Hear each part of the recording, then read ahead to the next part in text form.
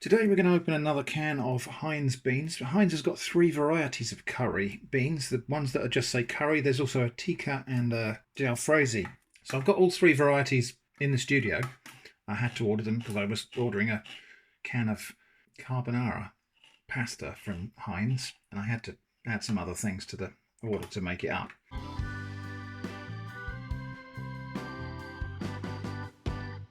Anyway, I don't want to open all of the curry ones at the same time and waste them, so I'm going to make a mental note of what this tastes like, and we'll compare it to the other two curry varieties, which I'll open on another day.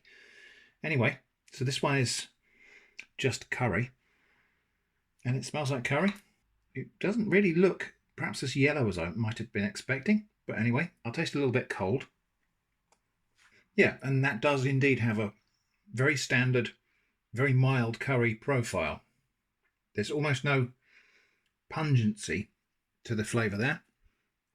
It is just a curry aroma. Going to have beans on toast because, you know, that's a thing. So I'll just get these warmed through and we'll see what they're like when they're warm. So I think in place of some butter on this bread, we'll have some of this cream cheese.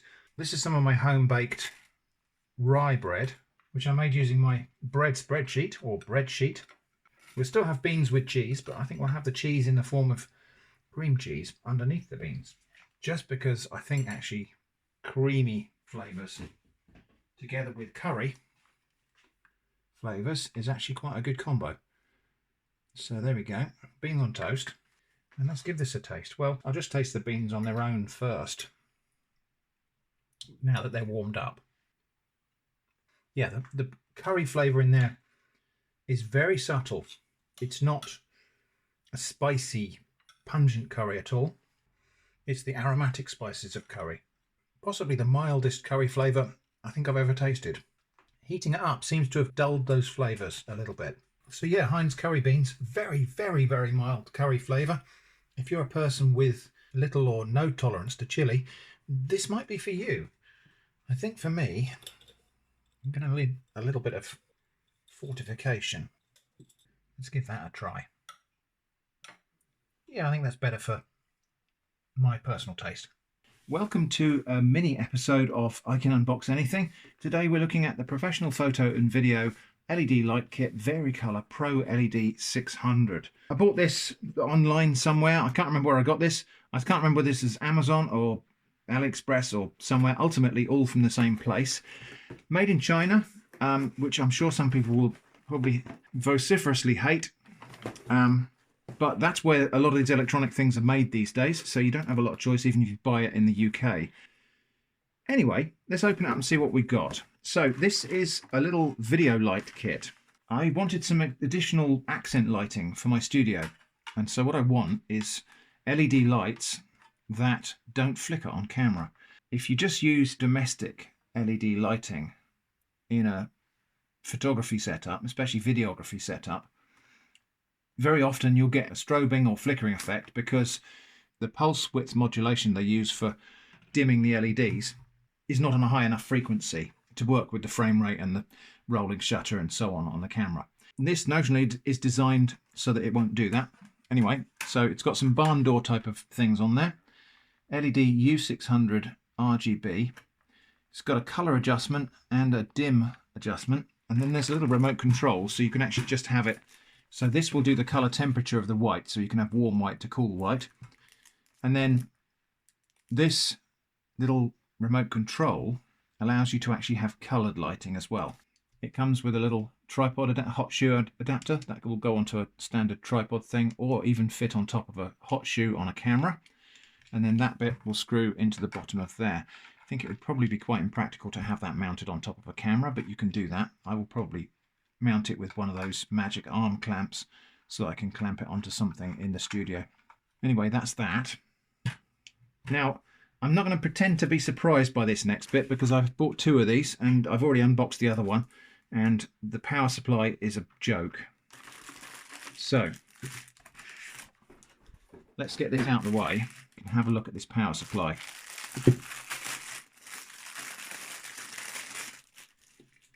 So this is a 12 volt 3 amp power supply notionally, but there are some problems here. The case is really poorly, you know, the case actually flexes when I bend it a little bit here, but there's almost no weight to this. The next thing is that this little cable gland strain relief thing here is just loose. Normally on a power supply of this type, you'd have an IEC connector there, like a kettle lead or a cloverleaf type of plug that goes into there for the main side of it. So I have concerns about this, and my concerns are not alleviated when I looked at the plug. That is supposedly a British plug, except it's not. This plug is deficient of the British standard for plugs in probably more ways than are obvious to me at the moment. But just to outline a few, the outline of this plug is completely wrong. There's not enough clearance from the pins to the edge of the plug. So I'll get a proper, here is a proper standards compliant plug by comparison. So this one is actually made in England. It's got the kite mark on it, so it's British standards compliant. I mean, unless that's a lie, but it isn't. So compare and contrast. So this plug has a fuse in it. It's got a fuse in there. Now that doesn't protect the user, but it does protect the equipment and the system from fires and things like that. If there's a short develops, a fuse will blow. So that this one is fused. This one doesn't have a space for a fuse in it. I mean, I suppose there might be a built-in fuse in there, but given the other corners they've obviously cut here, it doesn't seem likely. Look at the amount of clearance there is between the edge of the plug and the pin. So that'll be the live pin there. That's neutral, that's earth. So the amount of clearance you've got there, which means that when you're inserting it and removing it, there's just less likelihood of your fingers going around there or anything else getting in there and touching the pin when it's partially inserted. This one, well, you could probably get that most of the way into the socket and have your fingers actually touching the pins. It's one of the design features of British plugs. They've got loads and loads and loads of safety features, probably over-designed for safety, but I don't really think too much safety is really a problem. Another thing is that they've got a sleeved earth pin. The earth pin on a standards compliant plug should not be sleeved. Sometimes it can be entirely plastic, because if it's a double insulated device, it only needs the live and neutral, and it may not have an earth conductor at all in the cable, and in which case the earth pin on some plugs can legitimately be completely non-conductive. It can be a plastic pin. But if it's a metal pin, it shouldn't be sheathed like that. And normally when you get the sheathed pins, insulation is kind of inlaid a little bit so that there isn't a step down there. That's just completely smooth. This one's just kind of applied on top by the look of it, so it's just a thin layer of... Well, let's get a knife and we'll find out. Now I am going to destroy this because I don't intend to use it, by the way. Eva, shush. Yeah, I'm going to destroy this power supply because I'm sure it probably works. I don't trust it enough to use it. But I think probably we'll find here. No, maybe not. I mean, it might be worse than that. There might just be a brass end cap here and a really thin piece of wire inside there. Anyway, let us find a spudger. Have I got one? I thought I had one. Apparently not. Yeah, where's my spudger then? Not here. Okay, well, we'll use something else to pry it open, but anyway, yeah, it's not permanently bonded together, this case. It's just clipped together. So that's another point in its disfavour. Right. Okay, well, actually, that's not as bad a circuit as I expected. Glued in, is it? That's stuck in with a double-sided pad, so we'll pull that out. Okay, and there is proper isolation between the live side, the mains live side, and the low voltage side. There's a decent isolation there, I would say. There's a transformer in the middle. So it's not a switch mode, it's a simple transformer with what appears to be half-wave rectification. Yeah, that's going to be an opto-isolator right there. So, okay, let's just get a close-up of this and I'll talk you through my understanding of what we're looking at here. Now, it should be noted, I am not an engineer, I'm not Big Clive, so take what I say here with a pinch of salt. But just to have a look at the pieces of what we're looking at here, let's get something to point with. So this is the hot side, this is the mains voltage side.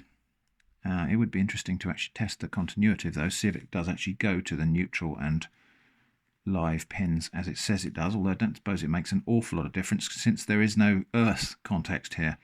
So that earth pin is not connected to anything. It doesn't even come out of the cable here.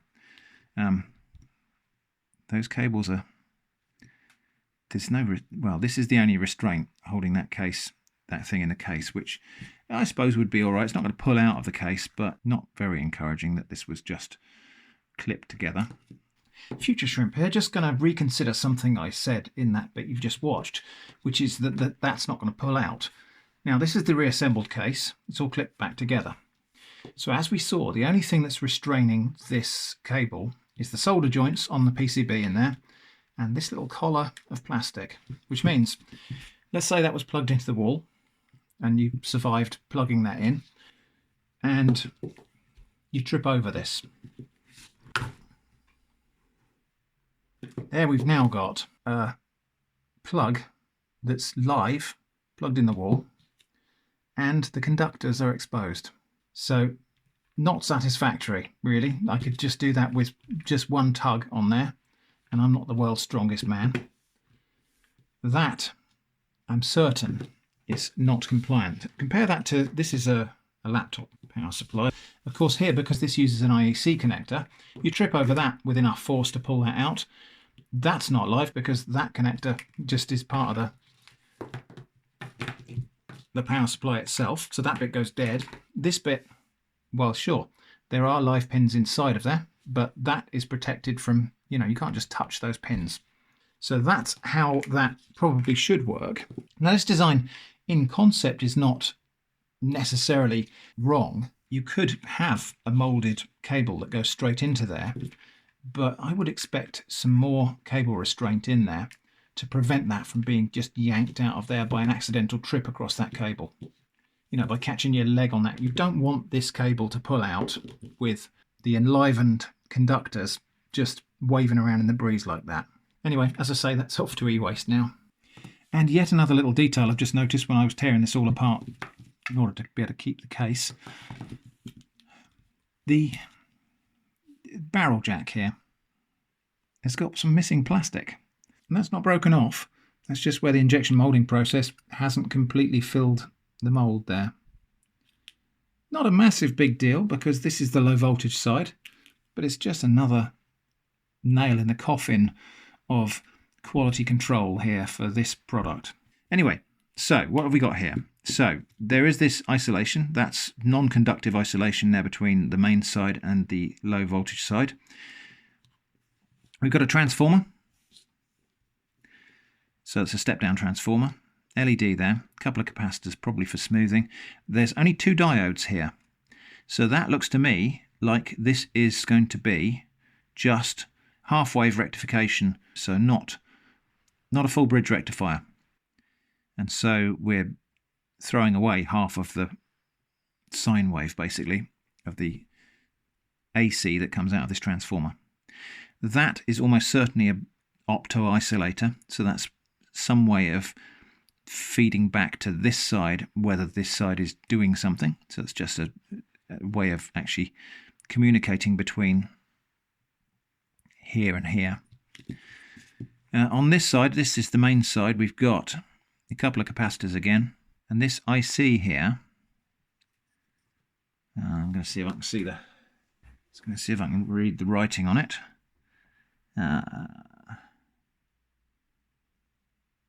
There is none. There's nothing on there. So it's a little 8-pin dip package that we don't know what that is. And it isn't going to tell us. So, but that's on the main side. So I don't even know what that bit would be doing. And there are a few surface mount components on this side. So there's I mean, that could be a full bridge rectifier there, but what would it be doing on this side of the board? I suppose there could be, actually here, there could be some, yeah, this could be a small full bridge rectifier to act as a supply for that little IC there. So there could be a low voltage supply happening on this side that's just to feed that thing, whatever that thing is doing. But anyway, as I say, I'm not going to use this because I don't really trust this very much. It's not, the plug is awful. I could cut that off and put a new plug on it. The case is atrocious. The power supply, I mean, this PCB is the thinnest PCB I've ever seen in something like this, and it's even bent in the middle here where the transformer's soldered on. But yeah, just not inclined to really trust that very much. Although it's not as bad as I thought it was. I imagine this does the job. The quality is severely lacking, and the compliance of the plug does not fill me with confidence. So I'm going to be replacing that with actually what is a rather similar looking adapter. This one's made in China as well, but this one, the case is immediately just much more robust. I don't think that's clipped together. I think that's actually welded together or glued. And it has the IEC connector there. So you can't just rip the mains side off. If you just pull on that, the plug would just come out. And a UK and a standards compliant plug with a fuse and so on. So, I mean, still made in China. It does show that China can do it, but they just don't always choose to. So this is e-waste as far as I'm concerned. This is going to go to the recycling centre, and I will use this power supply to power this light. I suppose we should turn it on and have a little look. So we've got a light there to indicate power supply. We'll open the barn doors. I'll point this away from the camera, but so that we can evaluate what it's doing. Well, actually, maybe I'll just dim it down. But anyway, we'll just plug that in and switch them on. Okay, so at the moment that's on a kind of warm white. Let's just find the colour. Let me just dim the camera down. So what's happening when I turn the colour dial is it's turning on, is blending basically between two different sets of LEDs.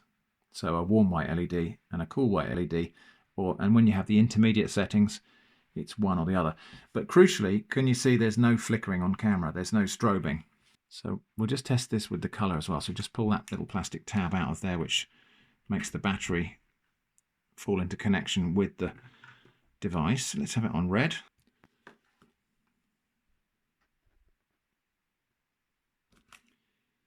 Green, blue. And again, notably, no flickering. And then we can have orange, which is going to be using the green and the red. Sort of turquoisey colour, purple, a different turquoisey colour, a kind of lime green, yellow, another turquoisey colour, pink, a different pink. And then I think you can dim it as well. So we can dim that, but again, we're not getting that flickering because this is a video light rather than a domestic illumination device. So I'm just going to use this as a kind of accent light in the studio, just as a bit of a sort of backlighting and just to provide a bit of colour to the thing. I've got two of them. It does some flashing things as well, but I'm not even going to show you those. And we can have white as well and go back to white. So anyway, that is that, and the build quality of the light seems really good. The quality, it's got a position here as well for having some rechargeable batteries. But anyway, yeah, no problems at all with the light. The build quality on the light seems pretty good. It's just let down by the power supply. I mean, one other thing to say about this, which has only just occurred to me after just packing everything else away, is that this was attached to the case by a sticky pad. And the sticky pad is attached to the top of the transformer there. This transformer will get warm during use, which is very likely to loosen the adhesive on that sticky pad and cause this circuit board to then become a loose rattling item inside the case. So that's pretty poor design. This is the corner where I have this all set up, these lights, and this is the kind of intended use case for it. So I've got a bigger light up there, just illuminating the front of the scene. And then I've got these two smaller lights here at the back. And the idea is we'll have some sort of colour at the back to flood fill the wall a little bit, just to fill in the background a little bit with a bit of colour. And of course, I can have these different colours. They do both operate by the same remote control because they're identical units. But if I hold the remote control close to one of them, I can change them to different colours without affecting the other one. So we could have this one up here red. And that one down there is still green. But if I do it from a distance here, they will both change at the same time. So a little bit kind of awkward to manage, but doable. So that's the kind of intended use case. I'm not sure that this area is completely finished setting up yet. I've probably got some more things to do here. Some more things to, maybe I might give the wall a lick of paint actually, because it's this weird grey colour. Anyway, but that's the kind of general idea, and this little corner is where I'm going to do my comment positivity sections and maybe some other pieces where I talk to camera. Now you may be inclined to think that I'm perhaps just making a bit too much of a fuss about this whole safety angle of this power supply, and maybe I am. You know, maybe not all of these safety features on a proper UK plug matter as much as I think they do. But here's the thing, I just plugged this in. I thought I'd give this a try actually, so I carefully plugged this in and attached it to this light and powered it on. It came on for a fraction of a second, then went out, and the blue light that was on this power supply went out, which tends to suggest that, and this is not the one I took apart, by the way, this is the one I took apart. This is the one which I have not molested in any way. But anyway, that tends to suggest that this thing is drawing more current than this thing can deal with. It might be that this thing is just so misconfigured that it cuts out too early for this thing. So anyway, if I had needed any further reason not to trust this thing, that would be it. But anyway, as I say, these are going in the recycling, and I'm going to order some slightly better made ones than this. Even further in the future shrimp here. There are a couple more things to talk about here, and I don't like to labour a point. Who am I kidding? I love to labour a point. So, two things to talk about. I bought two sets of this, so I got two lights and two adapters. This bit I've added on. This is how I generally fix things to things in the studio, is using these magic arm clamps. Very useful. That one's a universal joint by Small Rig. That's a light by Small Rig, but a universal joint by someone else. But yeah, I find these little things very useful. So anyway, I've got two lights and two adapters. Why am I happy with the light if I'm not happy with the adapter? Aren't I just glossing over a risk here? Well, for one thing, I think these probably rolled off of two different production lines. So the failings of this thing are not related to the potential failings of this thing. But also, this is a low voltage device. This runs off of 12 volts. This runs off the mains and outputs 12 volts. So there's a different set of risks. Of course, there's no reason why a 12 volt device can't go on fire and, you know, cause all sorts of other problems. But this is a device which I'm going to use when I'm here. This is the thing which stays plugged in when I'm not here. So anyway, yeah, just the fact that this is a mains device makes this a different kind of category of risk. Anyway, the other thing to say is, after I pulled the other one of these apart, so I had two of these adapters, after I pulled the other one apart to demonstrate the poor quality of this strain relief here, it's worth noting that actually the way that it failed is not what I expected. I expected this strain relief thing to pull out of the casing and remain attached to the cable. It didn't. The cable just pulled out of the strain relief. So this isn't bonded to the cable in any way. So I'll probably just be able to pull that out again. Yeah, so pull out another one, and then it just come out as easy as that. Now, after I did that to demonstrate the shoddy quality of these things, it occurred to me what I've done is I've just created a very dangerous device here, which is a cable on the end of a plug. So even though I intended to put that in the recycling, I didn't really want to just leave it like that, just in case somebody for some reason pulled it out and plugged it in and hurt themselves. So didn't want to do that. So I thought, okay, well, I'll destroy this. I could cut that off there maybe, but there would still be live connectors there which you could plug in. So I thought, okay, I'll just wrench the pins off with one of these.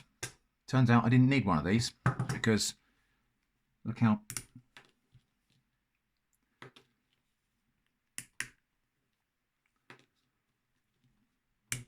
feeble those pins are. You just snap them off. But yeah, that didn't take an awful lot of pressure to do that. Now, why is this bad? Well, for one thing, well, let's get close in and I'll show you why. So for one thing, it just goes to show you the minimal amount of material there is inside of these pins. So one of these is the live, one's the neutral. And that looks like, the way that's snapped off, that looks like that's maybe zinc in there. It's certainly not copper. It's probably not brass. But anyway, that just broke off with finger force. Why does that matter? Well, for one thing, it means that that pin, you know, if this got a bit of a knock or something like that, or somebody pushed it into the socket a little bit squiff or something, that pin could shear off and stay in the socket. And the worst example of that would be if the live pin shears off and stays in the socket. So you would have the live conductor attached to that, and you'd have an exposed live terminal here that you could just touch and get a shock. Second worst outcome would be if the earth pin sheared off and stayed in the socket, because UK sockets have little shutters. The earth pin is longer than the other pins. Let's show you on a decent plug. So the earth pin is longer than the other pins for a reason, because that pin enters the socket first and activates a little inclined plane that opens two shutters that allow these other two pins to go in. So if that earth pin was cut off, for example, you wouldn't be able to plug this plug into the socket very easily. You'd have to do some other jiggery pokery to get the shutters open, which obviously, you know, if you do that, then all bets are off. But that's one of the safety features of the socket, is that the earth pin opens the shutters that close over the live and neutral, and those shutters are there to stop kids just casually poking paper clips into the holes or whatever, and other things, of course. So yeah, that earth pin could stay in the socket, and that would leave the shutters open. This is just really crummy build quality. The pins are mostly plastic with a tiny little bit of metal in the middle of them. This has been manufactured to minimise costs at the unfortunate expense of safety. So anyway, that's probably all I'll say about this, but yeah, very, very not impressed with this.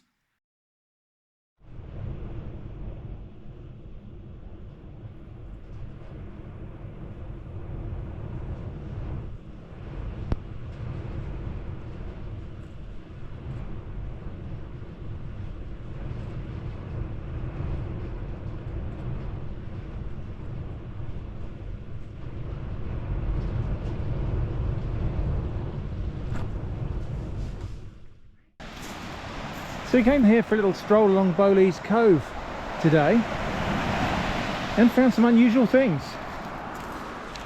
This shell, I'm not even sure what this is, but I have never seen a shell quite like that on our beaches here. Still articulated, so obviously been alive quite recently. We've had some storms, so some things have washed up. But yeah, this bivalve shell, it's a bivalve. It looks a bit like a mussel, but I'm not quite sure it is. But yeah, that's a huge one. Some sort of clam or something similar. Never seen one of those before, in that size at least. Another thing was this. And it is just like a winkle or a top shell or something like that. But again, much bigger than anything I've seen on these shores before. And I think just because we've had these storms, they've washed up a few things which don't normally come up onto the foreshore, I suppose. This one's been polished quite smooth by the action of the surf and all the rubbing with sand and stones, but it's quite a nice little specimen. Very lovely to hold in your hand. Feels lovely and smooth.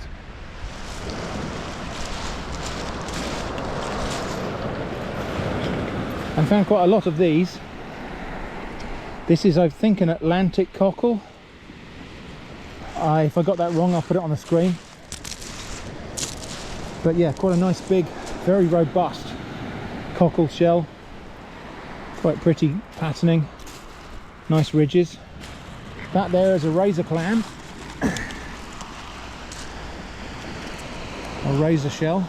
Again, that's articulated, so that's been alive until fairly recently. These shells are quite thin anyway, they don't tend to last very long here in the surf.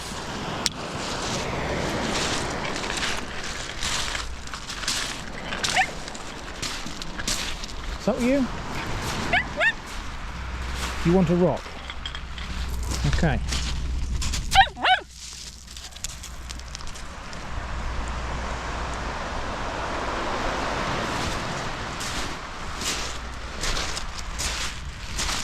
So just going to have a little wander along, pick up some shells, don't know what we'll do with them. I'm in a mind to do a bit of metal casting actually, so I might make... I did a project before where I made a metal like drawer handle from a whelk shell. I'm wondering if I could make something like a drawer handle or door handle from one of these cockle shells. Fill that void with wax or something. Cast that in silicone to make a mould, and then take it out, fill the void with molten metal with an embedded screw to make a kind of handle that looks like that when you look at it face on, with a stalk on the back.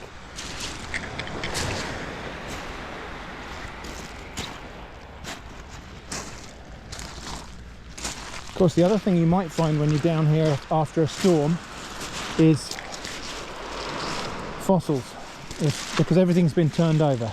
So the whole of the foreshore here has been churned up, turned over, cycled and so on. And so even on a beach that's been really well picked for fossils, you still might find some after a storm like that one. Just because they've been there under the sand all the time and they've now come to the surface. Eva.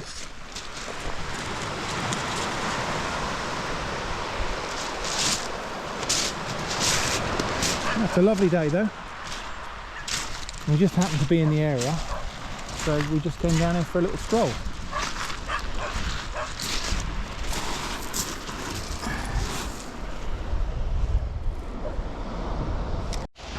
And here's another one of those, quite a big thing, and that one's been very recently dead. There's still traces of the tendons there that would hold the muscle that holds the shells shut. So, very recently dead. Shut up! Very recently deceased, that one. But yeah, I've never seen those before. I assume they must be maybe buried under the sand out there.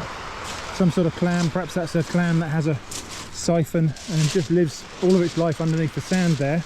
And perhaps they got washed up when everything's churned up here. That's a lump of coal. Actual coal.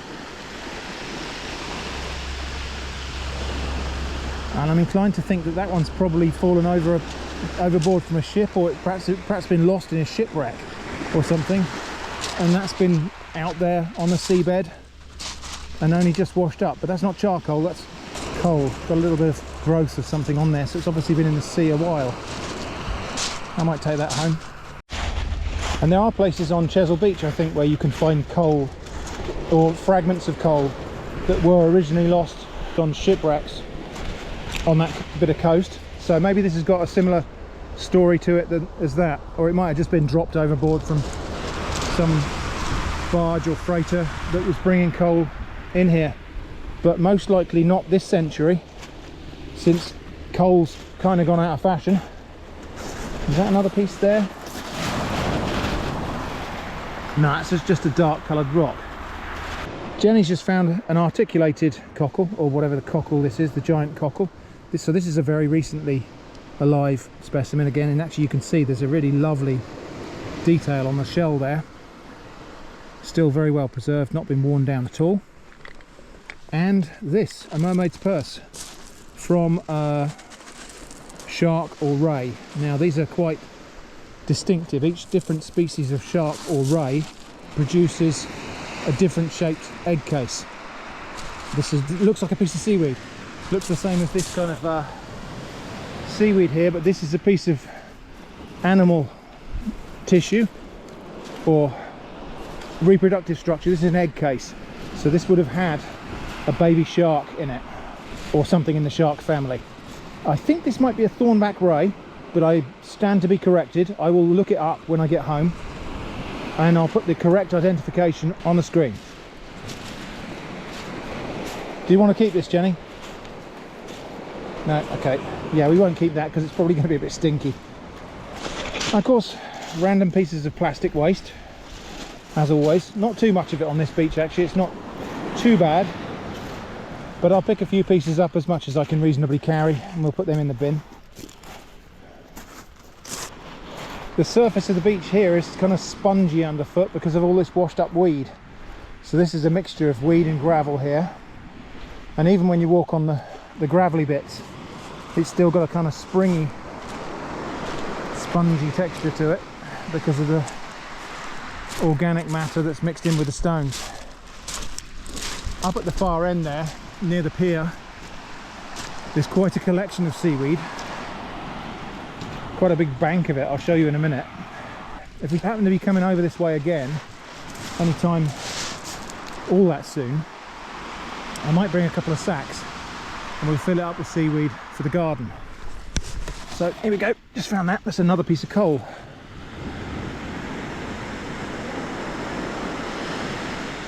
And it's not a coal briquette. This is not a modern piece of coal. It's been reformed from coal dust, because you can actually see the kind of grain of the original wood that this was fossilized from.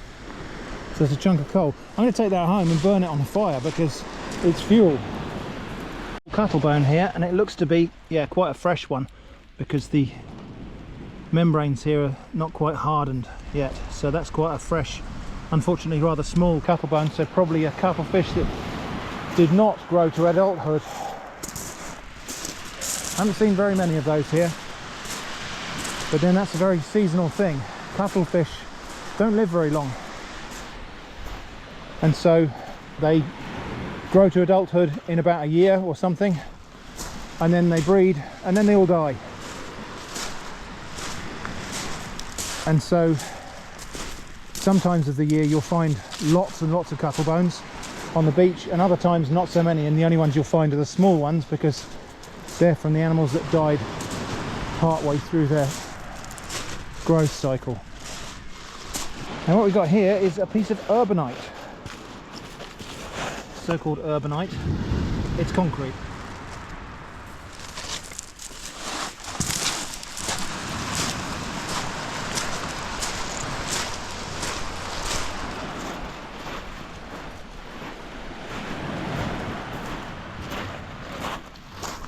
Hidden away down here, another one of those cockle shells. I'm going to collect these. So yeah, down this end of the beach, great big collections of this seaweed. Not difficult to pick up a whole sack full of that in a very short space of time. Like I say, if we're over this way again anytime soon, I'll make sure we got a couple of sacks in the car and we'll fill up a few of them for the garden. Spread it out where we're going to grow courgettes next year. So let's just review today's beach treasures. Quite a lot of these cockle shells, these large, very robust cockle shells, including two examples that are still articulated.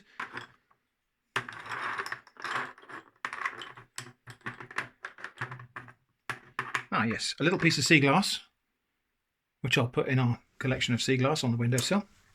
And this thing, which is just very beautiful just because it's so smooth. It's just a lovely object to hold and feel the detail of in your hand. And two pieces of coal, proper actual coal. This one's still quite rough and probably been sitting on the seabed in a wreck or something for decades, perhaps even a century. And the storms washed it up, and it's still got most of its kind of mined appearance. This one's a little bit more worn and rounded, so this one's been tumbling in the surf for perhaps a little bit longer, but not very long because it's not a hard material. So yeah, two pieces of coal. I will dry those out completely and we'll burn them in the stove. It's fuel, I might as well use it. So yeah, that was our little trip to Bowleaze Cove and a bit of beachcombing. And not sure what I'm going to do with these cockle shells, but they will appear again in some video sometime. It goes perhaps without saying that the items of plastic treasure I found went straight in the bin. There's a bin right there as soon as you exit the beach, so those went straight in there. So these pieces of coal, I did a little bit of background research to see if I could figure out where these might have come from based on known wrecks in that area. And it looks like this, quite likely, these came from the wreck of the Himalaya, which I'm going to read from the source of the information where I found this. It says it was a 1941 wreck of a British coal hulk which foundered in Portland Harbour after being bombed. It was constructed of iron in 1853 as a three-masted passenger steamship for P&O, but then was purchased as a troop ship for the Crimean War in 1854. And then in 1894, she became a coal hulk at Devonport before being sold out of Admiralty service in 1928, where she became a hulk at Portland. When originally built, she was the world's largest vessel, and it appears that her loss in 1940 was a propaganda coup for the Luftwaffe, who identified her as a warship. Another possible candidate source is the Countess of Erne, which was another coal hulk that was sunk in 1935, just off the breakwater. Perhaps a more likely candidate, actually, because it's outside Portland Harbour and so a little bit more proximal to Bowleaze Cove, and actually more likely for coal to wash across the harbour there. There are probably other wrecks carrying coal that sank in Portland Harbour there and in Weymouth Bay. So, impossible to be very certain where these came from, but very likely they came from one of those wrecks. So, these are a little piece of history, these chunks of coal, albeit rather anonymous looking chunks of history. And so, would I be doing the right thing if I burned these on my fire? I'm going to hold judgment on that for the moment, because they are just pieces of coal, and without that context, there's no way to prove where that came from. But I'm going to just hold off and not burn these. Let me know in the comments what you think I should do with these chunks of coal. Should I just burn them in my fire? Should I doubt any museum is going to be interested in them. Should I do something with them to present them in the context that they belong? Let me know in the comments. For now, these are reserved from the fire. Okay, right, now, hang on a minute, because these two pieces of coal came from a wreck. Now, I mentioned this on the Discord, and this I did already know about this, but it was way at the back of my mind, and so thank you to the person on Discord who reminded me about this. You're actually officially meant to report things that you find that come from a wreck to the receiver of wreck. So in the UK, there is a government body called the Receiver of Wreck. You are to report anything that you salvage or recover from a wreck. And you might think, okay, well, it's just two pieces of coal, for goodness sake. Doesn't appear to be a minimum limit on what you're obliged to report, and that's probably for good reasons, because otherwise people would separate up whatever they'd found into small pieces and that came below the minimum. But anyway, if you don't report wreck within 28 days, you can face a fine of up to £2,500. So I have reported these to the Receiver of Wreck. Well, more about that in a moment. But what counts as wreck material? Well, here's the page from the Report Wreck Treasure or Archaeological Finds page at gov.uk. Wreck falls into four main categories, which I will read for you now. Flotsam, which is goods that have remained afloat after being lost from a ship that has sunk. Jetsam, things that have been cast overboard, so things they've thrown overboard on purpose from a ship that was in danger of sinking. Perhaps they threw things overboard to lighten the load or something. Derelict, which is property that's been abandoned at sea without hope of recovering it, which could be vessels or cargo. And then lagan. This is where they throw something overboard, tether it to floats with the intention of keeping it afloat and making it recoverable later. So yes, there is a form for reporting of wreck, and I have filled out the form. I've reported that I found two pieces of coal totaling 191 grams. It might seem silly, but I thought I'd better cover my back on that anyway, just in case I could find myself in trouble. You never know. The law is sometimes an ass. Anyway, that's been reported, and I'll let you know what happens. Interestingly, on the subject of finding and reporting things, that yellow marker buoy that we found on Chesil Beach at the midpoint of our walk when we did the Chesil Beach Pebble Survey. Oh boy. Oh boy. Somebody in the comments very helpfully suggested looking to see if I could report that to Trinity House. They identified it as a special marker buoy, And that just means it was probably marking some kind of hazard or something that people navigating at sea need to be aware of. So that might have been a sandbank or a wreck or something that is a hazard to shipping, probably. So I found the reporting page at Trinity House and I reported that buoy. I got a really prompt response back thanking me and asking me if I had any pictures. I did. I took a couple of grabs from the video, sent those back through. They were very, very thankful. I doubt I'll hear anything more back about that, but it seems like it was a useful thing to do to report that. So anyway, like I say, I've reported those to the receiver of wreck.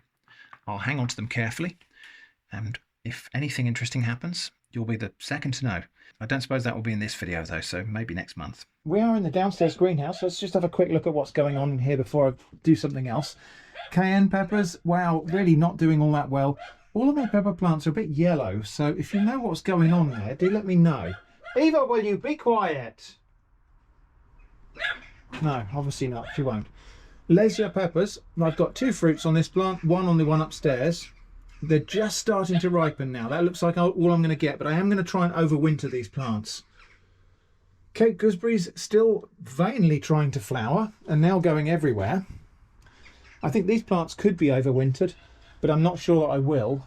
They haven't really fruited what I would say prolifically. I've probably done something wrong. So I think I'll probably just get rid of these now. They're strange plants. They're all kind of sticky, covered in this sticky stuff. I presume that's just to deter aphids. But there are still some fruits coming. I think I'll probably just keep these going until they die of natural causes. And yeah, they are very tasty. The other peppers, this is a cayenne pepper. These are my capsicum flexuosum. They're looking a bit healthier now, actually. I think that might be, that's capsicum flexuosum as well. These are Scotch bonnets. Again, I'm going to try and overwinter all of these plants because they haven't done anything much this year. And maybe I'll try and grow those in the upstairs greenhouse. These are privet cuttings, by the way, from the front hedge. We've just got to try and repopulate some sparse spots in the front hedge. So I took some cuttings, they've rooted, they're doing okay. But I've got some bulbs to plant, and they're long overdue for planting. Not my fault, they were like that when I bought them. But this is Crocus sativus, the red string spice herb. Plant now for autumn flowers. Okay, well I will. So, I think we've missed the flower this year, probably. But anyway, I'm going to get those in quickly and maybe something will happen. So this pot here, which I did plant some wall pennywort in here, but it just did nothing. So I'm going to reuse this pot. It's got some quite gritty compost in there already, but it needs a bit of refreshing. So we'll take some of this compost out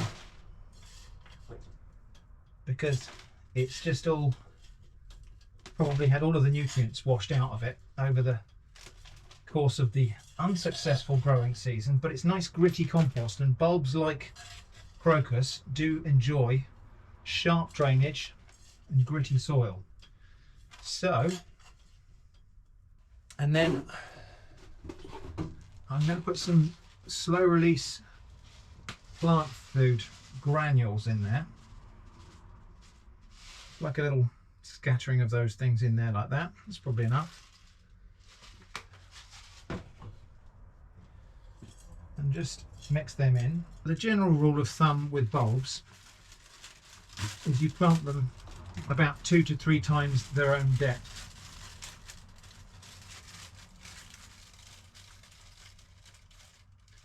So the bulb is that deep, so you plant it about 2 times that deep. So yeah, the shoots should still be just underground here. So what I'll do, I'm going to place all of these bulbs in here. Now try and evenly distribute these bulbs in here. So that seems about right. Obviously I can't plant them. Some of these bulbs have been the wrong way up in the pot, so the shoots are now going the wrong way. So I've tried to plant them. I don't want to put the bulb upside down, but at the same time I do want the shoot to come up.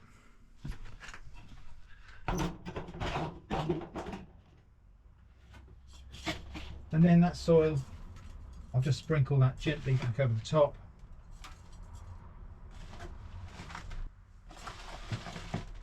Now these will be very vulnerable to animals, especially squirrels, probably jays, and some other birds as well that like to eat. Well, there's other foods around at this time of year, but these are going to be in here for more than just this time of year. So we've got to do something to protect these from being dug up by hungry squirrels. Might be the solution is to tie on. I think a squirrel could probably squeeze through there, but I'm not sure that they will. But anyway, I might put that over, and I might put some wire mesh over the top of that as well. That's the plan anyway. So that's my saffron crocuses planted. So I'll take it outside now, give that a water, and then we'll see what happens. Meanwhile, in the upstairs garden, the littlest watercress farm just goes from strength to strength. We've got a lot of watercress there. I'll snip a few handfuls of that off, and we're going to make some watercress soup. It's not just watercress actually, I've got a fair bit of that there, but we've also got this lovely chickweed. This is growing as a weed in my garden, but this is completely edible. We've also got we've got a few leaves of rainbow chard left as well, so I'll pick a few of those. I think rather than just make a watercress soup, we're going to make a kind of green garden herb soup. One of my chard plants in this rather overgrown patch here has kind of reverted to type. This is more like a sea beet, and so this is not very Swiss chard at all, but it's still completely edible. Lovely green vegetable, so we'll have some of that. My Florence fennel didn't really come to anything. It didn't produce any fennel bulbs. It should have done. I probably should have thinned it out some more, but it has produced lots and lots of flowers, which the bees and other pollinators have really enjoyed. And these little feathery tufts of leaves here will just be delicious. It's just fennel leaves. There's no reason at all why we can't use those, and they'll just add another dimension of flavour to this soup. Down here in the herb patch, well, there are a few things we could have to add to this. There's a few bits of parsley. The parsley's gone a little bit kind of leggy. Most of this is bolted now because it was its second year, but I think there's a few leaves of parsley we could probably just have there. And definitely chives. We've got two varieties of chives. That's regular chives, that's garlic chives. The regular chives are kind of going over a little bit now, looking a little bit sad and dry. The garlic chives are looking really great, so I think we'll have a good bunch of those. And that'll probably be it from here. I've got some nice rosemary as well, but I don't think we need that. There is some bronze fennel there. There's thyme, but I don't think we need thyme. This, by the way, is how I propagate thyme. Rather than try and take cuttings from it, I propagate it by layering.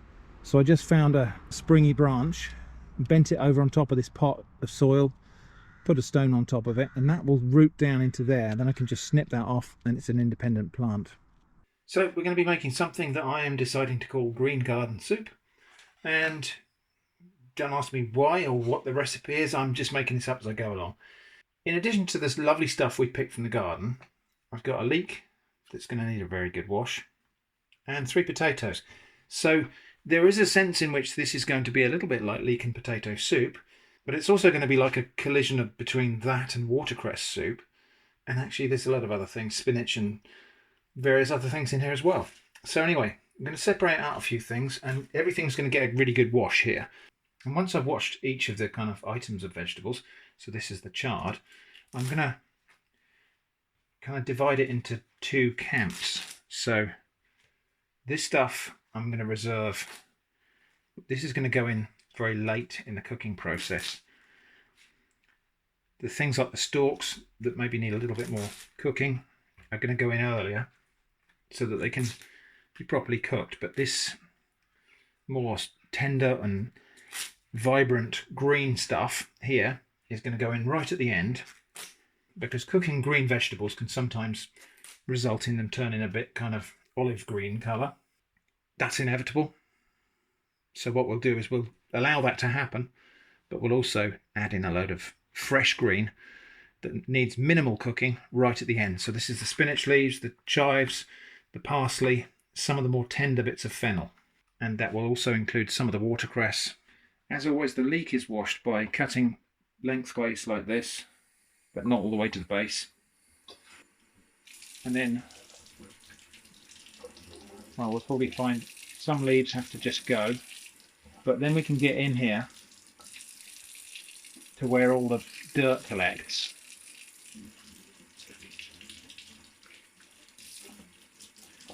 It's usually only at the top.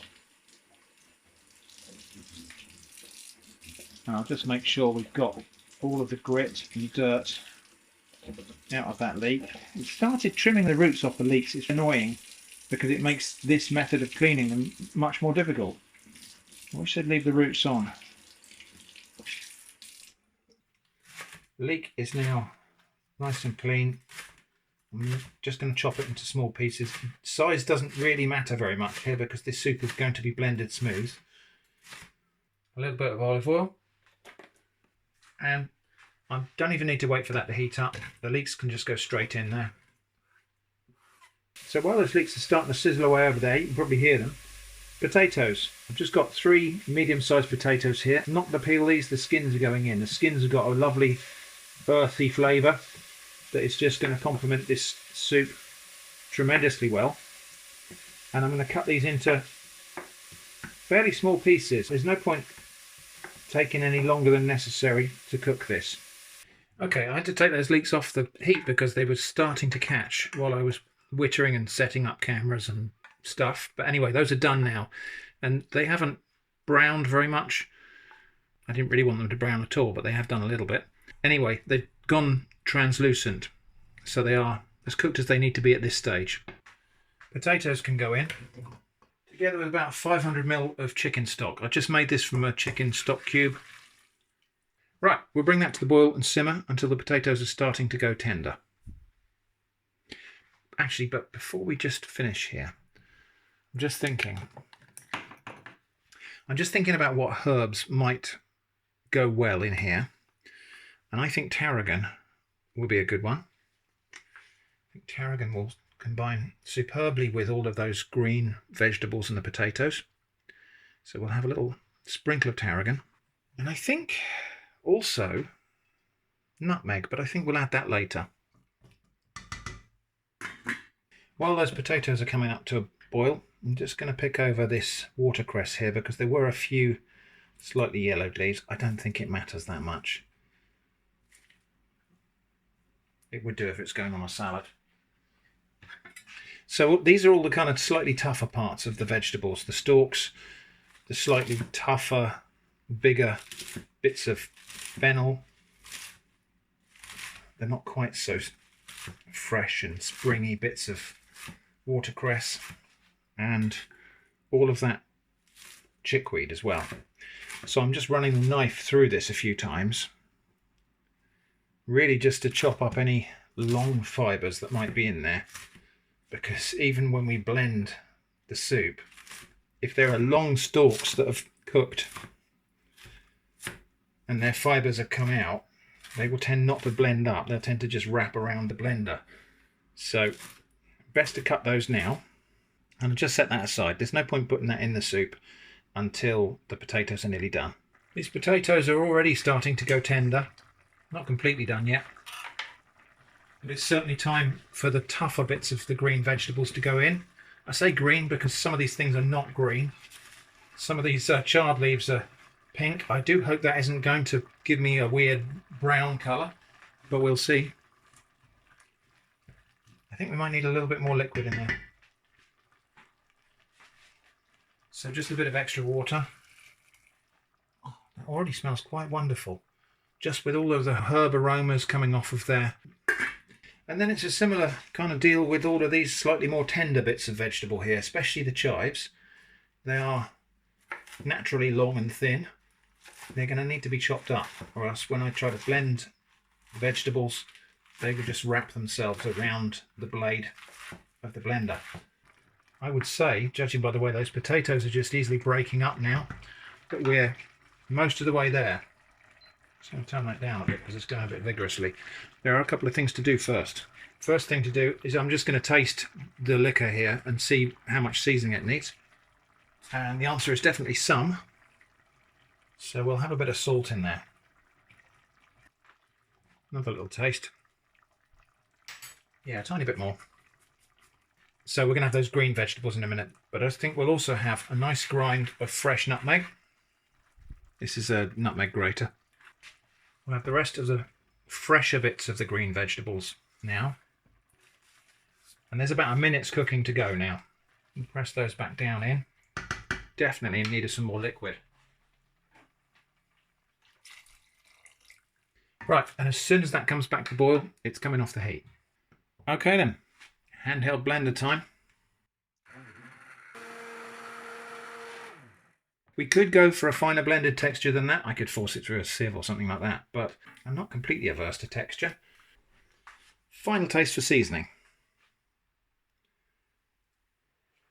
That tastes so good. I don't think it needs any more seasoning.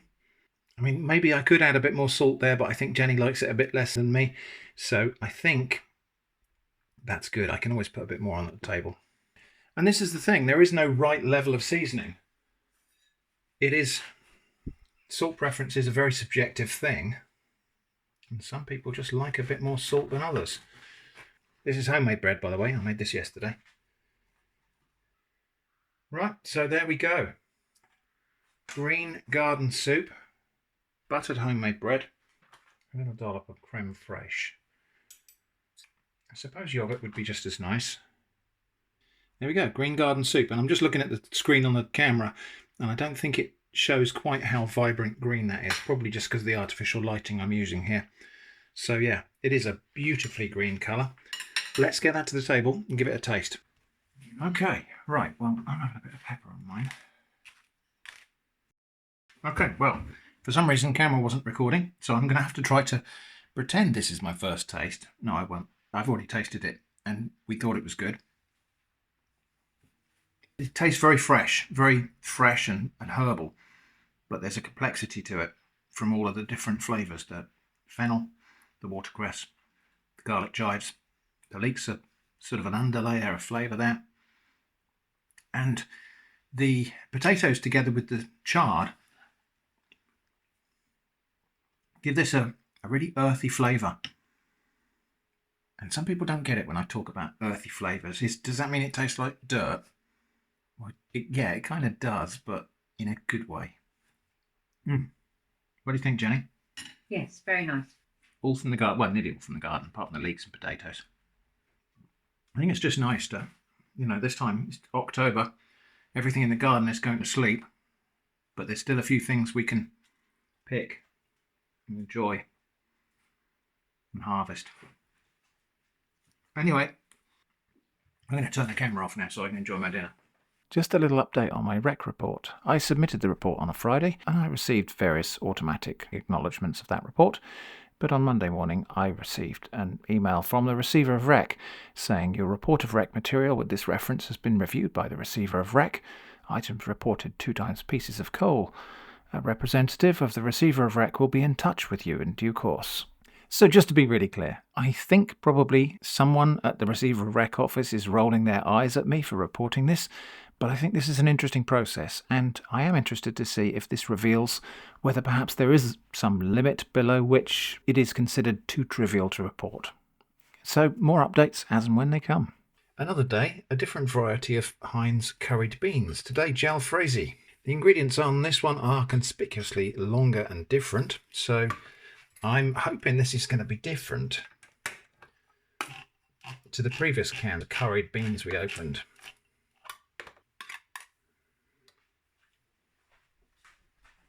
I've got to say they don't look all that different. Maybe slightly darker brown than the other curry beans. Specks of something in this one, so hopefully specks of something spicy. Let's have a taste of them cold out of the can. Yeah, I mean, a more conspicuous curry flavour, a little bit more heat, and a different profile of spices. So, yeah, I think I would accept that as jalfrezi flavour. I'm probably only going to have half the can today. Right, I think we'll have these inside one of these pita breads instead of on toast, just for a bit of change. But I'm going to put some cheese in that and just chuck that in the microwave for a second or two, just to melt that through. Melty. Wow. Ouch. Cheese and napalm. I think we might also have a slice of ham in there.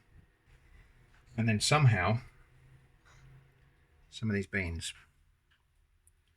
This could be a mess. Well, I might just let that cool down a little bit before I try to eat that. Meanwhile, I get a chance to try some of these beans hot on their own. Okay. I mean, punchy spices, it says. I guess.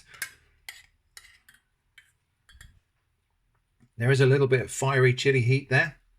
Some kind of more bitter spice notes in there. Yeah, I mean, they're okay. I wonder if they're going to come out with a Vindaloo variety sometime soon. Okay, my pseudo pita burrito thing is possibly cool enough to have a bite of now. Uh-oh. Yeah, it works okay in there. Yeah, so I would say of the curry varieties, I don't think these are quite as nice as the just regular curry ones. There's a little bit of a bitter back note to this, which is, I don't know, maybe not all that pleasant. Time for the comment positivity section. This is where I'm just going to pick out a handful of comments that either uplifted me in some way, or perhaps asked an interesting question, or just generally contributed to the positivity of the comment sections. So let's have a look and see what we got. This is on the video about the Vision frying pan. Someone said it's most certainly pre-2001 as the cleaning instructions mention Jif, not Sif. Really interesting and well spotted. Yes, so trying to determine the vintage of that frying pan was quite interesting because there's a whole load of different indicators in there about age and when it was actually made. It was quite easy to pin down maximum age because it had a barcode on it, for example, so it couldn't be earlier than the introduction of barcodes on products in the UK. Trying to pin down a kind of end date for it for the period it was a bit more difficult. So this one mentions Jif, which is a cleaning product, which is now branded Sif, and that happened in 2001. So thank you for that. Well spotted. A question about foraging here. Is there a big difference in foraging in southern England, where you live, and northern UK? Yeah, I think there probably is. The United Kingdom, or the British Isles, is quite a small set of islands, but geologically and climatically quite diverse. And so there are different soil types, there are different terrain types, there are different microclimates. And where we're kind of a tall, thin archipelago, there is a significant climate difference and daylight length difference and things like that between the far north and the south. To the extent that actually things like school holidays in Scotland are earlier than they are in England, just to enjoy the warmer, lighter weather. And so, yeah, having travelled a little bit in the UK, there is quite a difference from place to place. I'm not sure whether it's a complete sort of north-south thing. Things will tend to fruit and flower at different times in the cooler northern conditions. Down here in the south, things might flower and fruit earlier, but they also finish earlier. So things like sloes, for example, sloes or blackthorn, often you'll hear people say don't pick them until after the first frost. If you wait to do that on the south coast here, often there are no sloes left at all because they ripen and fall before the first frost. Another example I've noticed is in the southern part of the British Isles, blackberries are more common than raspberries. As you go further north, that balance tips, and so up in Scotland, wild raspberries are more predominant and better quality than the blackberries tend to be. So yeah, there are all sorts of differences. Even though we're a fairly tiny set of islands in a global context, there's actually a huge diversity of different foraging conditions here. Next one was on my shirts. I mentioned this in the last comment on positivity. Would Jenny be willing to let you film her making the new shirts? Appreciate she's not as keen on being filmed, but it'd be nice to see how she does it. I will ask her, but Jenny's not nearly as comfortable on camera as I am. This is my job, you know, this is what I do. It is also what I kind of impose on Jenny sometimes, against her choice a little bit sometimes. So I do like to strike a balance really between documenting what we're doing and intruding too much into Jenny's private life. I'll ask her if she's willing to make a video about the shirts, but don't hold your breath. I certainly would never insist. It's interesting, sometimes I think people get the impression that Jenny's distant or cross with me, or that she doesn't like what we're doing. But in fact, it is just this thing about she doesn't feel this same urge to be on camera that I do. Anyway, we'll see. Next one, this is on the same random stuff video. You have a very inspiring and interesting lifestyle. Do you have any advice for the younger generation? Anything at all from a 26-year-old male? Thank you for thinking so. I guess I do have a piece of advice, and this is like Atomic Shrimp Cognitive Behavior Therapy Light, which is don't wait for happiness to happen to you accidentally. I think some people maybe imagine they're not as much in control of their own happiness as they could be. And so sometimes I think people have got this sense where they're waiting for something good to happen to them. They're waiting for something to make them happy. And certainly in terms of big things that happen to you in your life, that might be the case. But there are a lot of little things you can do that will make you happy, and you can do them on purpose. And so my advice, and this is take it or leave it, this is just the way I like to operate, and I think it might work for some other people, maybe not everyone. Just when you're happy, question it. Sometimes we feel that we shouldn't question it. When things are going right, we shouldn't question it in case we jinx it. But when you're happy, when things are going well, when you're feeling good, when you're feeling happy, question it and just ask yourself, why is this happening? What are the root causes of this little episode of happiness? Because very often it's something that you can do again on purpose at a later date. So there are things you can notice about the root causes of your own happiness and then choose to repeat them. I know that might sound trite, and it's maybe not so effective for big things, but for day-to-day little things that make you happy, I find it really works well for me. Just take notice of the causes of your happiness and choose to do them again on purpose. That's not going to change the world. That's not going to solve the big problems. But I do find that it can bring about a state of mind where you have greater readiness to solve the bigger problems. That's my advice. Take it or leave it. I do hope that helps. Right, several comments on the same topic are all about tomatoes, about the tomato jungle. So for some reason, when you were mentioning about the tomatoes wanting to grow up, but the greenhouse only being 6.5 feet tall, my immediate thought was to upend the greenhouse and allow for taller plants. Clearly this is impractical, and your solution was a lot more reasonable. Next one was Mike explaining what he might need to do in his greenhouse next year for his tomatoes. Me thinking you're going to need a bigger boat. And also a question, can you lift a greenhouse without too much trouble? Well, on that last question, actually, good question, because that's the question I was pondering as well. Could I raise up my greenhouse and put a base underneath it? I think I probably could, and I'm not sure I will, but I might. So what I'm thinking is I'd have to take all the glass out of the greenhouse, because trying to move the greenhouse when it's glazed, for one thing, it'd be incredibly heavy, but also it would be incredibly fragile. We would lose half the glass if we even attempted it. But what I'm thinking is perhaps deglaze the whole greenhouse, take all the glass out, just so we've just got the frame, jack up the frame and insert a base underneath it, or maybe lift the frame off completely, build a base and then put the frame back on. But I think the frame can probably be moved in one piece by several people acting in unison. And I'm thinking if I got some of those big timbers, like railway sleepers, but brand new, pressure treated timbers, about, yay thick and hefty, that I could build a wooden base with just 4 pieces of timber and plonk the frame back on top of it and gain an extra 25 centimeters or something like that, which is quite a lot of headroom. It means the whole of the greenhouse would be suitable for my headroom then, but it also then there's just that extra bit of headroom for the tomato plants to grow up and for me to manage them. A lot of the tomato growing advice I got from people, and thank you if you did post advice, but I get the sense that a lot of tomato growing advice people give me is more pertinent to commercial settings. So people talked about growing indeterminate tomatoes, where you just grow them up a piece of chain or string, and when they get to the top, you drop the chain down and you let them keep on growing, and you just let the bottom part of the plant kind of accumulate along the floor.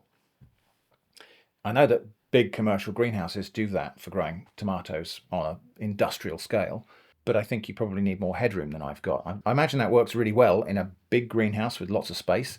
I don't really think it's going to work all that well in a 6x8 greenhouse that's only 6 feet tall. I'm not sure if my greenhouse is 6x8 or 8x10. Anyway, but a small domestic greenhouse. Whatever solution we choose, it's going to be suboptimal because of the context, because the greenhouse we've got is a small domestic greenhouse. Anyway, so my plan for next year may include jacking up the greenhouse and putting a base under it. If not, I'm going to use that curtain method where the tomatoes grow up. I let them flop over a cane at the top and then trail down as a curtain. And that seemed to work really well. Lots of interesting advice on leaf pruning as well, actually. And again, I think that some of the stuff that people advise on tomatoes is more predicated on what happens if you want to get a crop of tomatoes. You want them all to ripen at the same time so that you have a crop of tomatoes for preserving or taking to market or something like that. The way I grow tomatoes, which is a little bit chaotic, results in a crop of tomatoes that extends well into the early winter. In fact, it's near the end of October now, and there are still tomatoes ripening in the greenhouse. And I've taken the watering system out now, and the plants probably won't survive very much longer. But I reckon we've got another 2 or 3 weeks of tomatoes ripening and being useful.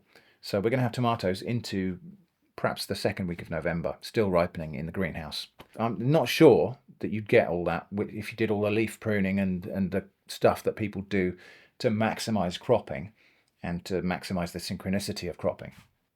But anyway, like I say, my approach is a bit chaotic and I kind of like it that way. Right, where are we at? Next one. We're back on the Vision pan again now. So someone said, so glad you decided to cook with it. Something that's been potentially unloved in a shop window since the 1980s finally gets to do its thing. I think you just made that pan very happy. Really interesting kind of perspective there, because it did feel a bit like that myself, that this pan was yearning to be used. I know that it might be nice to keep it as a pristine collector's item, brand new in the box and so on. But this is, isn't that the plot of Toy Story 2 or something like that? But anyway, this pan was designed to be used. It was yearning to be used. It doesn't have feelings. It's a piece of inanimate kitchenware. But I couldn't escape the feeling that this pan was built for a purpose, and that purpose needed to be fulfilled. And so, in the same sense that it might be satisfying to own something that's a collector's item and brand new in the box, it was also very satisfying to finally put this thing to purpose. Next one's an interesting one. So, hey Shrimp, why do English people put an extra tub inside their sink to wash dishes? My family in England also does it. So I will try to answer this question, but it's worth bearing in mind that the real answer is probably because we do. Because it's normal here. And it's really hard sometimes to actually try to explain why we do the things that are normal. It's a lot easier to be curious about when we see somebody doing something different from our own norms, and we think, well, why do they do it? Why do they do it that way? But the reality is they probably don't know why they do it that way. If you think about it, if I saw you tying your shoes and said to you, why do you do it that way? Would you have an explanation for whatever it is you were doing? Would you even understand why I'm asking why I think you're tying your shoes weird? Your answer would probably be, that's the way I've always done it. That's the way my parents taught me to do it. That's normal here. So that's the short answer, is we put plastic bowls in the sink to wash up because that's normal here. That's just what we do. What I will do, though, is I'll try to think of perhaps the reasons why we do it, the reasons why that came about. Now, it's worth bearing in mind that these reasons are just things I've made up, so they might not be the causative factors for why we put a plastic basin in the sink. But there are some advantages, and take this with a pinch of salt because they feel like advantages to me, and there's probably a whole bunch of bias in that. So anyway, so some possible reasons. A lot of kitchens in Britain are quite small and only have a single sink. So since we did the kitchen refit here, we've got what's called a sink and a half. But before that, the kitchen in Shrimp Cottage had just a single sink. So if you're washing the dishes and you need to tip away something like a mug with some coffee dregs in it, you can tip it into the space between the basin and the metal sink without contaminating the wash water. Also, if you're midway washing up and the need arises to drain a pan of pasta or boil potatoes or something like that, or someone else needs to wash their hands or wash something else, you can lift out the whole plastic bowl with the water in it and the washing up in it and just use the whole sink for that other temporary purpose. Then put the bowl back in afterwards without throwing away all that hot water. And if there's only one sink and plug hole in the kitchen, then there's probably also a hygiene angle as well, where that sink might be used for scrubbing potatoes. And whilst you might clean it afterwards, you probably want a slightly higher standard of cleanliness for washing your teacups. One thing that is true is the plastic bowl is a lot more forgiving than stainless steel. So if you drop a soapy glass or plate in the wash water, it's way less likely to break in a plastic bowl. I don't know if that represents the reason why people use the bowl, but it is a significant advantage. Also, using the bowl conserves water because of the way cubes work. It's a lot smaller in volume than the sink it sits in, without being drastically smaller in length or width. So the only things I find I need to use the whole sink for is if I take the racks out of the oven and they need to scrub. So those won't fit in that basin. Nearly everything else, including some quite big things like the vessel from the slow cooker or the pressure cooker and the grill pan and our biggest roasting tin, those can all be washed in the plastic basin quite easily. There's probably also a minor advantage in terms of heat retention too, that the plastic just doesn't conduct heat away from the water as quickly as the stainless steel sink would. So the water stays hot longer and is more effective at washing for longer. So anyway, those are kind of the reasons I can think of. I haven't a clue if any of those are the definitive reason for why people started doing this. But yeah, the short version is we do that because it's normal. And a lot of things are like that. We only tend to notice things being norms when we see somebody else's norm. So I hope that helps. I'm not sure it does though, really. Next and final question, is that computer in the background repeating what you say? So this thing here, no it's not. This is my Altair 8800 clone and my Franken terminal. What is actually happening on here is a kind of museum mode. This is a little program I wrote that just randomly creates sort of technical looking output. In fact, if you'd like to have a look at what that's doing, here's a closer look right now. And then after that, we've got a couple more segments in this video. We've got some more beans and a beach.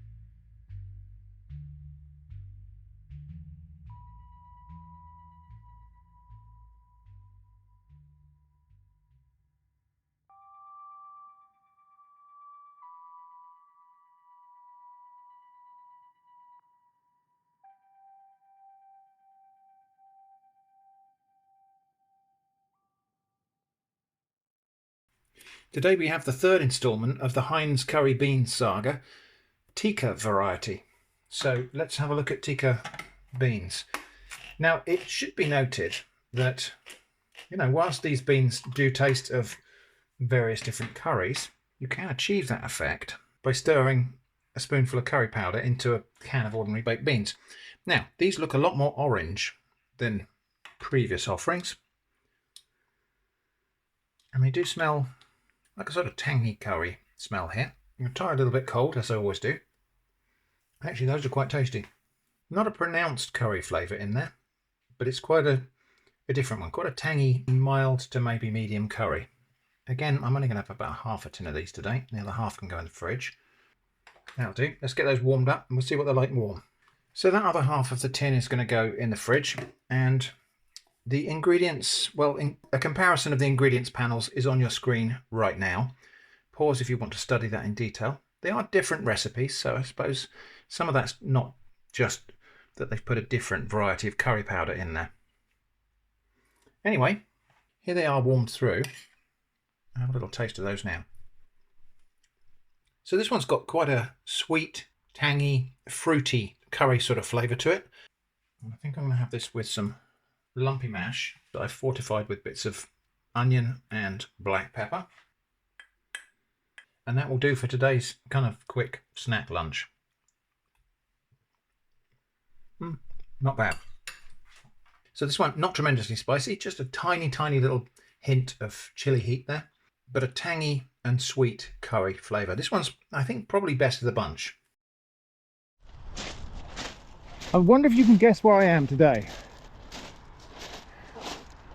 We're back again at Chesil Beach for a little bit of a follow-up visit, just because there's something I omitted. But anyway, first, let's go and climb this bank of gravel here. Always fun climbing up a steep bank of very rounded pebbles.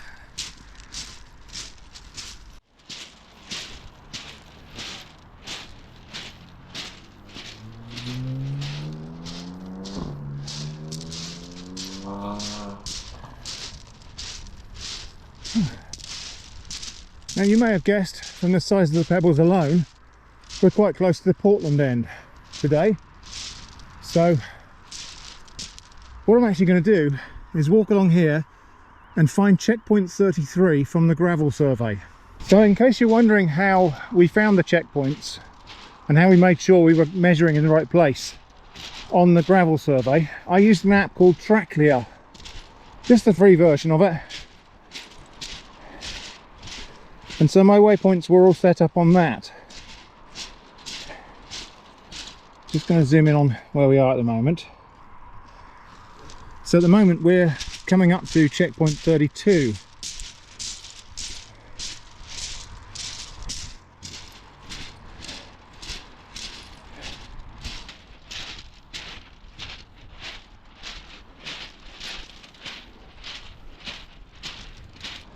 So we're just coming up now on checkpoint 33, the last checkpoint on what was our gravel survey, somewhere just up here.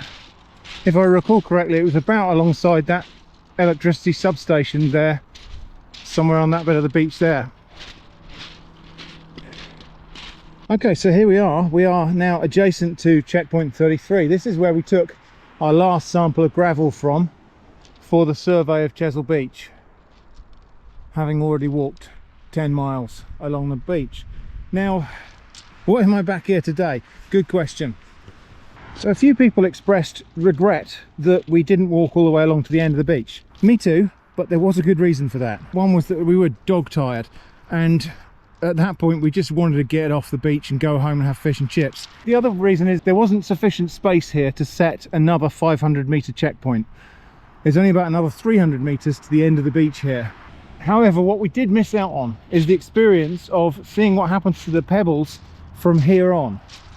So here at checkpoint 33, that's what the rocks look like. You get about 5 or 6 of them in a handful. So let's just go and have a look and see what the rocks look like further along.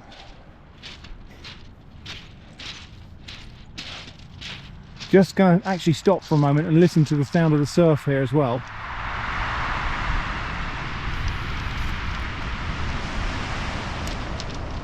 There is quite a swell today, even though the sea looks quite flat. There are some relatively large waves coming in, and when one of the bigger ones comes in, they really do crash on the rocks, and the sound is quite phenomenal. And this is still, by local standards, a very calm day.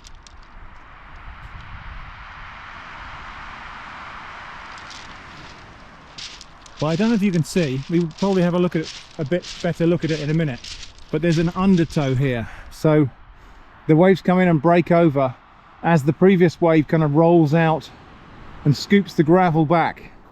So if you find yourself in that surf zone, it can be very difficult to maintain a footing. Anyway, we're going to carry on walking along here and observe what happens to the stones in this last 300 meters of the beach. Okay, we're now maybe about halfway along that 300 meter stretch, so 150 meters beyond the end of our survey. And let's have a look at the rocks now. Yeah, you're struggling to get more than about 3 or 4 in your hand now. Well, in my hand anyway. So definitely getting bigger. And you can tell it by the sound of walking on them. And also, they're very much firmer underfoot. So I'm hardly sinking into this at all. It's actually almost like a cobbled surface. Well, I mean, it is a cobbled surface, but it's almost like a cobbled road. So we will walk all the way to the end of the beach here, up to that wall. There are some other interesting things to see. In fact, I think we might walk a little bit along the undercliff as well. So, we're going to go down now. Down this bank here. And, well, this is quite a steep one actually here. There's no graceful way to do this.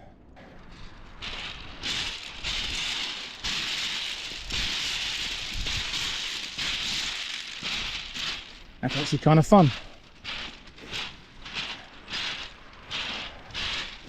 I don't think it'd be quite so fun going up.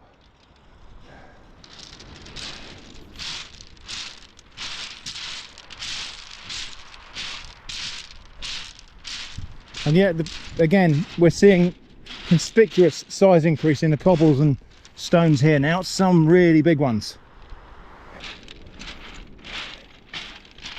Look at that. Now we're getting really big.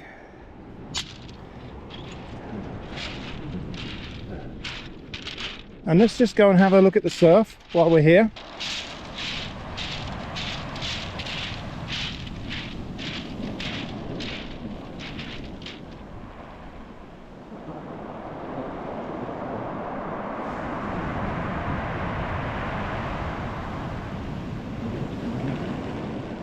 You see the way it's flinging around those stones?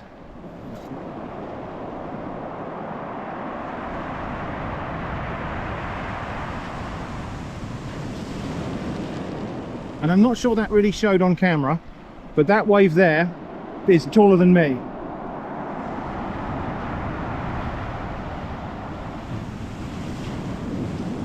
I'm just going to take a few steps backwards here.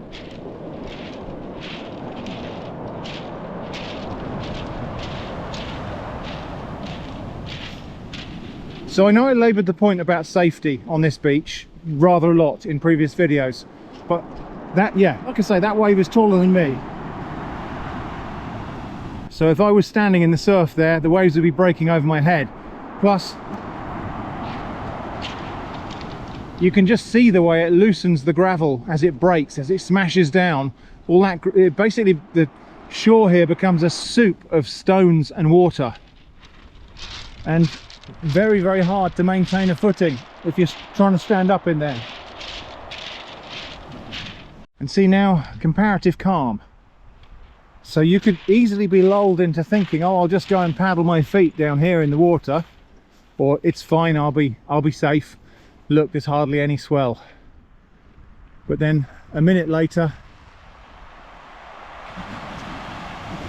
it starts building up again. Time for another rock check. So yeah, now it's like 2 per handful. So another little interesting thing to note here, the Cove House Inn, a pub here. You see all these windows have shutters. Those are not decorative. Those are functional. And they close those shutters to protect the windows from these big rocks being picked up by the surf and hurled through the windows.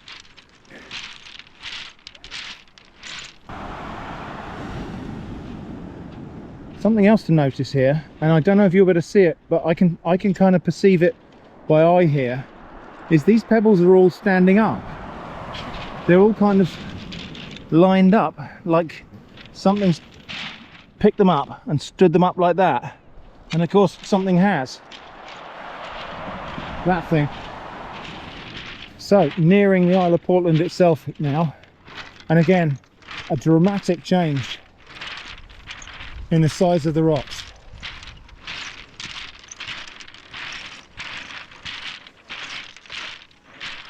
These are definitely what I would describe as cobbles now.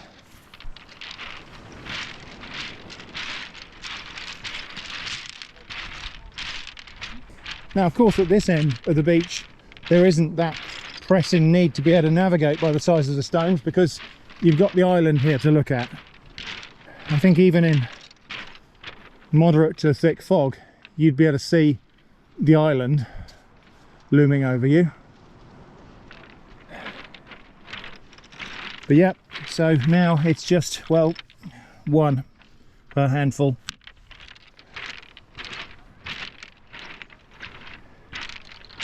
And we're still not quite at the end. So this is part of the sea defence here, and these steps here are not just for people to sit on. This is part of the strategy. The waves come in, they break up against these steps. So with very high tide, with a storm surge, all of the beach crashes against here. Now, I don't know when these sea defences were built, but I imagine when they were built, the corners of these steps were probably square. They are no longer square. They've been smoothed off around. And of course there are stones up here. And these stones weren't brought here by people. They were probably washed up here by waves.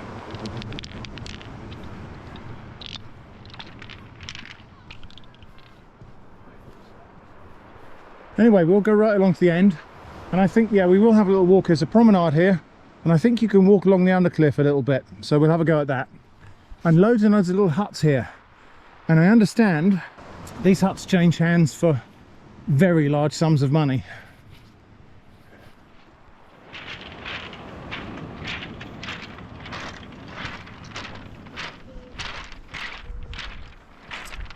Okay, well there we are. So we are now at the furthest extremity of Chesil Beach.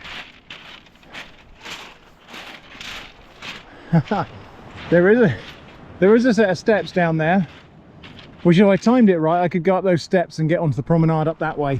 I'm going to go along there. I'm going to stop at the point where the pebbles are wet because I don't want to get soaked today. Well, this is interesting. A sudden patch of small stones. But also, these are not the same kind of stones as we've been seeing for the whole of the beach. These are quite different. A little bit of banded chert there. But how about that, right at the end of the beach here, we've got coarse, gritty sand. How strange. And that does actually appear to be a natural collection of sand there, so I suppose it's got to go somewhere because the coast juts out here, and that's that. So anyway, that was Chesil Beach. I'm just looking at some of these big boulders here of flint. Huge flints.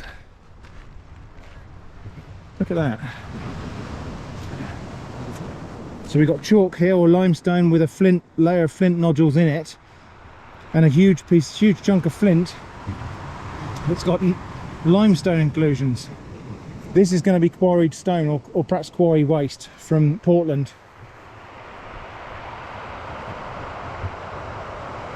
Anyway, yes, whilst I could walk along to those steps, or run along to those steps and try and climb up some slippery steps in between waves, I'm not that kind of an idiot.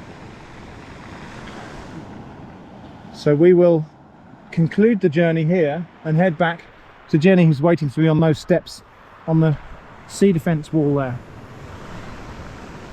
But yeah, these are the stones at the far extreme of Chesil Beach, and it is 1 stone per handful here.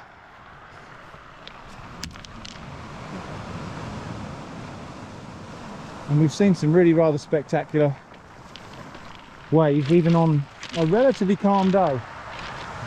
I think it would be interesting to come down here on a stormy day and actually see what it's like. Perhaps we'll do that in another video. This overhang shape at the top of the sea defence wall here is to direct stones back out onto the beach. If the waves crash up here and propel a stone up the wall, the idea is it will hit that and be flung back onto the beach instead of going over onto one of the buildings. Some information signs here, including a photo of an interesting bit of graffiti. The name for this animal is taboo on the Isle of Portland. The R word, the other R word.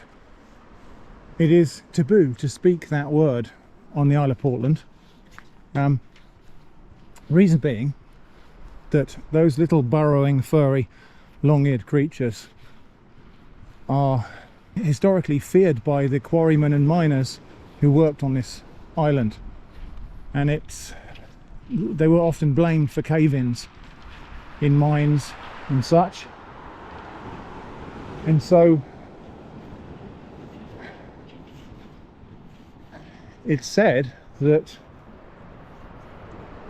if a miner or a quarryman saw said animal on the way to work, they were allowed to claim the day off. They were given the day off. And I don't know, it sounds like a good way to get a day off if you're a miner, doesn't it? But the animals were blamed for cave-ins and deaths in the mines, and so it was associated with, you know, if you saw one of these things, it was an omen that you might die that day, and so you were given the day off.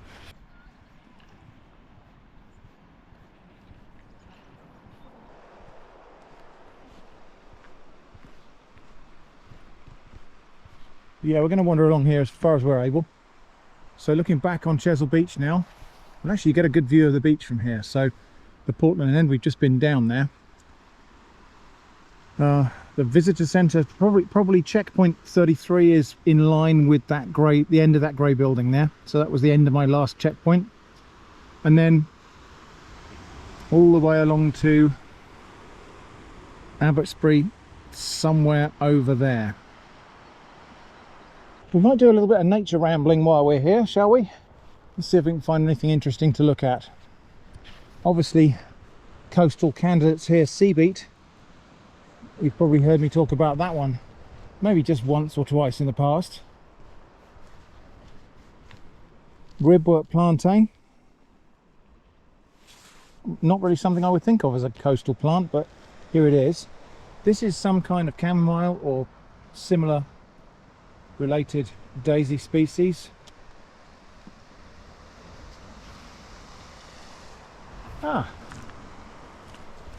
Ivy leaf toadflax. A lovely little sort of climbing rock growing plant with little snapdragon flowers. I'll get a decent quality close-up picture of that because they really are quite pretty. So even here, the roundness of those rocks, those are pieces of limestone and flint, but the roundness of those rocks here are testament to how hard the sea will beat this coast. I can see rock samphire there growing out of the cliff here, the plant with the leaves that are turning yellow.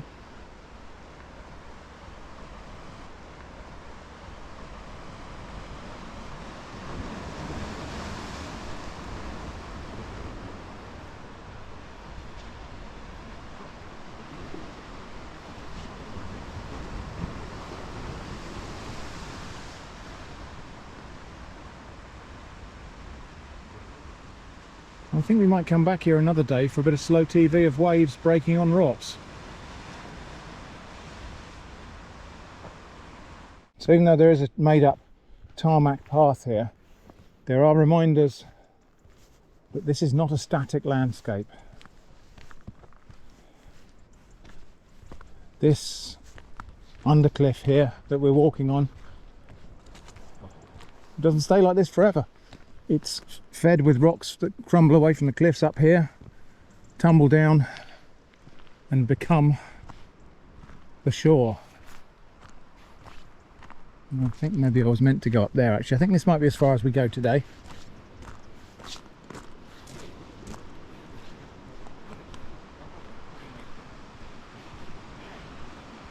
Yep, I think this will probably be our turning point here anyway. But I hope you've enjoyed joining me on this ramble along Chesil Beach and the edge of Portland Isle today. Thanks for watching, and I hope to see you again soon.